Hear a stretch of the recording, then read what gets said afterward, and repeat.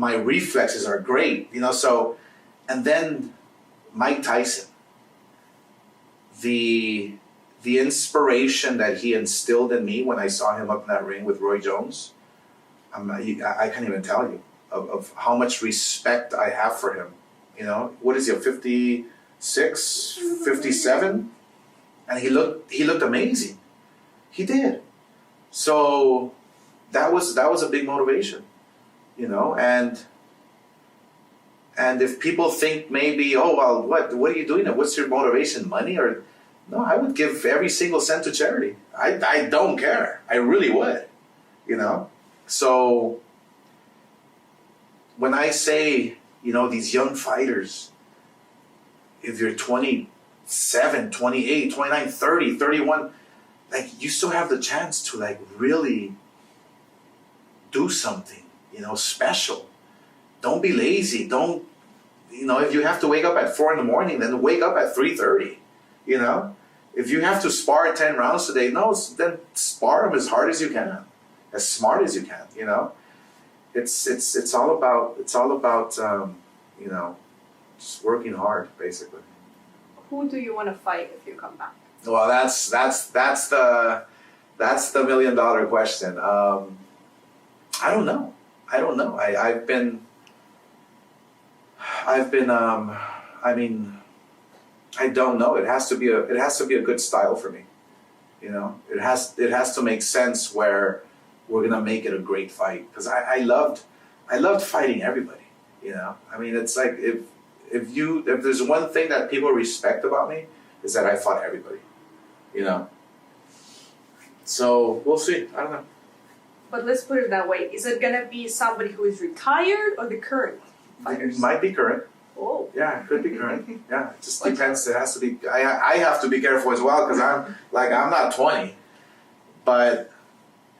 And that's exactly why, like, somebody asked me, well, will you fight Triple G? I go, yeah, I think his style is, like, easy for me.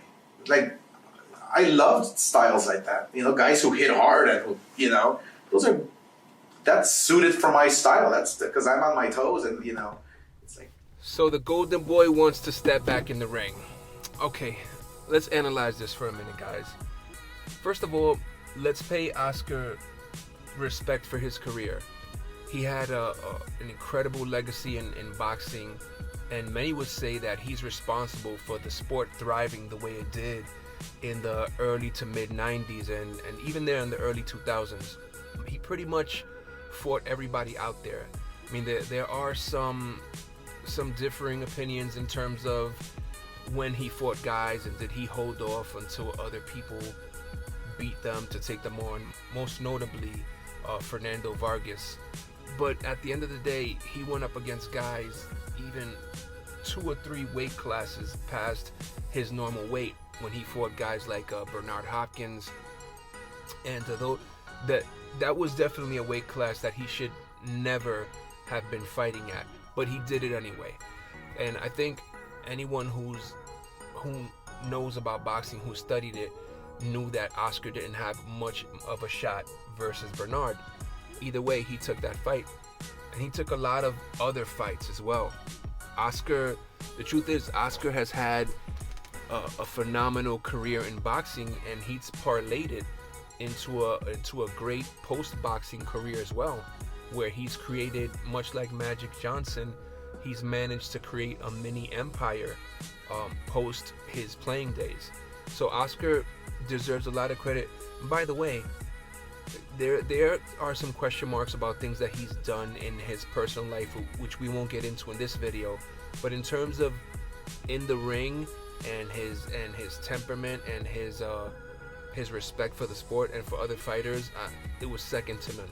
Now, that having been said, the question becomes, how many people would want to watch him fight today? And I believe, I think I'm speaking for a lot of people when I say not too many. I think if Oscar De La Hoya, first of all, there's a distinction to be made for retired athletes. You have the retired athletes such as the Deion Sanders of the world, who go out at the absolute pinnacle of their career. And so 10 or 20 years go by, and even though consciously you know it's not possible that they're still that good, there's a question mark, because the last you saw them, they were still great athletes. And anyone who followed Oscar's career towards the end can tell you that that's absolutely not the case for Mr. De La Hoya. If you look at his last 5 or 6 fights, he looked, not only even physically before the fights would start at the weigh-ins, you could tell that he wasn't in the best possible shape. And so if you have a guy that fought, that his last 5 or 6 fights were pretty much, he was a shadow of his former self, what would make you think that 20 years later he would be worth watching? Now, I mean, it looks like he did gain some weight there a couple years back, and it looks like he's back in some sort of good shape, and that's wonderful for him. But being in good shape in terms of walking around and being in fighting shape are 2 different animals. And according to him, he was sort of inspired, or the passion was reignited by the Tyson and Roy Jones fight. And all I'm thinking is, I don't want to see that again either.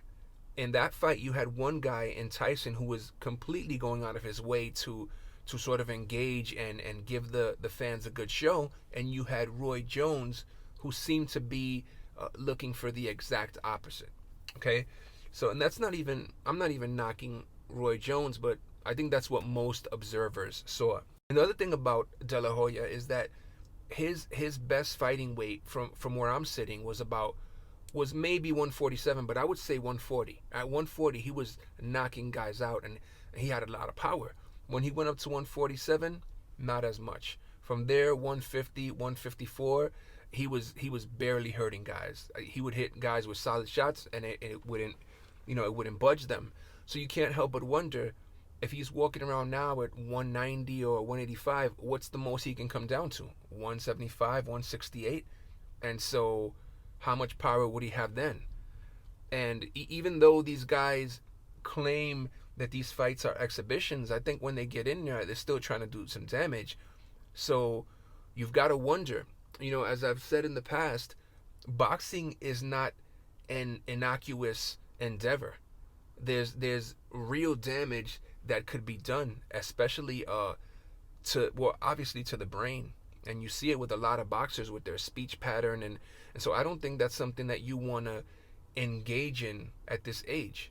Oscar may see it differently, but as far as the fans, I can't think of anybody that I would like to see Oscar fight. And and I think I speak for a lot of boxing fans.